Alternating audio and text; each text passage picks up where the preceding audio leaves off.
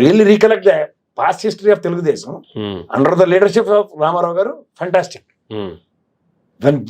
Leadership కొంత ఇప్పుడు ఉదాహరణకు ఉపేంద్ర గారి బదులు లక్ష్మీ భారత్ అనగానే వాళ్ళకి మంట ఎక్కిపోయింది. ఉపేంద్ర గారి సహకారాలతో పార్టీ 10 అడుగులు ముందుకెళ్ళిన ఉదంతాలు అందరికీ తెలుసు. కానీ ఆయన బదులు ఈ లక్ష్మీ భారత్ గారు అన్నది క్యారెక్టర్ ఎవాల్యుయేషన్ డెఫినెట్ గా వెళ్ళిపోతుంది అనుకోండి, డిస్ప్రపోర్షనెట్. అప్పుడు వాళ్ళకి గ్యారెంటీగా మంట ఎక్కింది, నచ్చలేదు ఎవరికి. ఓకే, ఇదే సేమ్, అంతకని ఇంకేముండదు దాంట్లో. ఓకే, మనకి బాగానే ఉంటాయి. ఇప్పుడు లక్ష్మీ భారత్ గారు రామారావు గారు భార్య అయితేనే వాళ్ళు ఆవిడ పట్టించుకోలే. అవును, కొడుకు అంటే దీని వారసత్వ రాజకీయాలే. అంతే కదా సార్. రామారావు గారు కొడుకే దిక్కులేదండి ఎన్టీఆర్ తెలుగుదేశంలో. అవును, వీళ్ళు అల్లుడు గారి పార్టీ అండ్ అల్లుడు గారి కొడుకు అంటే చాలా వైబ్రేషన్స్ ఉంటాయి. సైద్ధాంతికంగా విభేదించినట్టే కదా. అంతే కదా, అంచేత ఆ ఉపద్రవం ఉంటుంది. ఎందుకని మోడీ గారు ఆ మాటలు రెండింటికి అర్థం పరమార్థం అదే. ఓకే, గతంలో నాన్నగారు బెయిలప్పుడు నా చుట్టూ తిరిగిన ఉదంతంలో ఇప్పుడు మళ్ళీ ఎందుకు ఇప్పటిదాకా రాలే ఒక కోణం. రెండోది కాబోయే ఫ్యూచరిస్టిక్ లీడర్ నువ్వే అంటే నువ్వు గాబరా పడితే నేను కూడా ఇండియన్ రెడీ చేసుకోవాలి కదా, నా పనిలో నేను ఉంటానని. ఎందుకంటే బల్లి పురుగుని తిన్నట్టు తినడంలో బీజేపీ వాళ్ళు మించిన వాళ్ళు లేరు. వాళ్ళు ఇల్లేదా లేదు ఎవరైనా తినేస్తారు. గత 10 ఏళ్ళుగా జరుగుతున్నాయి. తాపత్రయపడిన జగన్మోహన్ రెడ్డికే సినిమా చూపించారు. అవును, వాళ్ళ అవకాశం ఉంది. ఏముంది, ఆయన 10 ఏళ్ళు పాపం, ఆయన 5 ఏళ్ళు సహాయ సహకారాలు అందించారు కేంద్ర ప్రభుత్వంలో.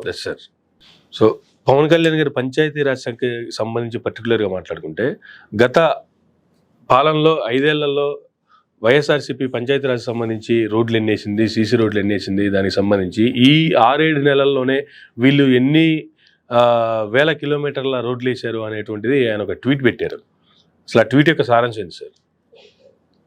బుద్ధి జ్ఞానం ఉంటే వాడన్నా దాని గురించి ఒకసారి ఆలోచించి మీరు ట్వీట్ చేసింది రైట్ రాంగో ఆయనకే చెప్పొచ్చు మనం. ఓకే, చిన్న లాజిక్ ఉంటుంది. ఇప్పుడు మీకు బడ్జెట్ ఎలకేషన్స్ లో రోడ్లకి ఎంత ఎలకేట్ చేశారు అన్నది ఓ డేటా ఉంది. డేటా ఏం లేదు, మొన్న డిజాస్టర్ మేనేజ్మెంట్ నుంచి వచ్చింది అండ్ మొన్న పోలవరంకి వచ్చినవి రోడ్ల మరమ్మతులకి డైవర్ట్ చేశారు. అవి ఎంత 1000 కోట్లు చిల్లర వచ్చాయి, అంతకన్నా రాలేదు. ఇది వాస్తవం. కానీ ఎంత డిస్ప్రపోర్షనేట్ గా, ఉదాహరణకి తెలుగుదేశం ఆయల్లో 14-19 వైఎస్ఆర్సీపీ 19-24, తెలుగుదేశం 14-19. ఆ స్టాటిస్టిక్స్ ఎవరు మార్చలేరు కదా. ఇప్పుడు ఉదాహరణకి 2953.81 కిలోమీటర్లు దేంట్లో రోడ్ల మరమ్మతులకి, 4648.59 కిలోమీటర్లు వైఎస్ఆర్సీపీలో. ఇప్పుడు అదే రాష్ట్ర జిల్లా ప్రధాన రహదారులు 4325 కిలోమీటర్లు, 7340 కిలోమీటర్లు వైఎస్ఆర్సీపీలో. ఇప్పుడు 3160.38 కిలోమీటర్లు, 5543.69 కిలోమీటర్లు వైఎస్ఆర్సీపీలో. ఏది పంచాయతీరాజ్ రోడ్ల నిర్మాణం. ఇది కాక జాతీయ రహదారులు 14,353 కిలోమీటర్లు, వైఎస్ఆర్సీపీలో 25,504 కిలోమీటర్లు. ఇది టోటల్ గమనిద్దాం మనం, 24,792.19. ఇది ఒప్పుకోవాలి. ఎందుకు తెలుసా? పంచాయతీరాజ్ శాఖ మంత్రిగా ఎవరు లోకేష్ గారు 24,000 కిలోమీటర్లు వేసారని వాళ్ళే చెప్పారు. ఒప్పుకుందాం, ఈ స్టాటిస్టిక్స్ కరెక్ట్ అయినప్పుడు ఆబ్వియస్ ఈ స్టాటిస్టిక్స్ కూడా 43,36.28 కిలోమీటర్లు కూడా కరెక్టే కదా. నేషనల్ లెవెల్ ఎన్ని ఎక్స్పాన్షన్స్ అవుతున్నాయి మనందరికి తెలుసు ఫ్రమ్ ద లాస్ట్ 5 years లో. అది గ్యారంటీగా అది బ్రాడ్ ఫిగరే ఉంది. అది నేషనల్ లెవెల్ 25,000 కిలోమీటర్ల పైచిల్క. Say for instance other roads ఏదైనా ఉన్నాయండి, దాని కంపారిజన్ గా రోడ్ల మరమ్మతులు అని నేను లాస్ట్ టైం డేటాలో కూడా క్లియర్ గా చెప్పాను. మూడోది, ఈ బడ్జెట్ అలొకేషన్స్ లో రోడ్ల మరమ్మతులకి ఎంత అలొకేట్ చేసామని హెడ్ లేదు R&Bకి.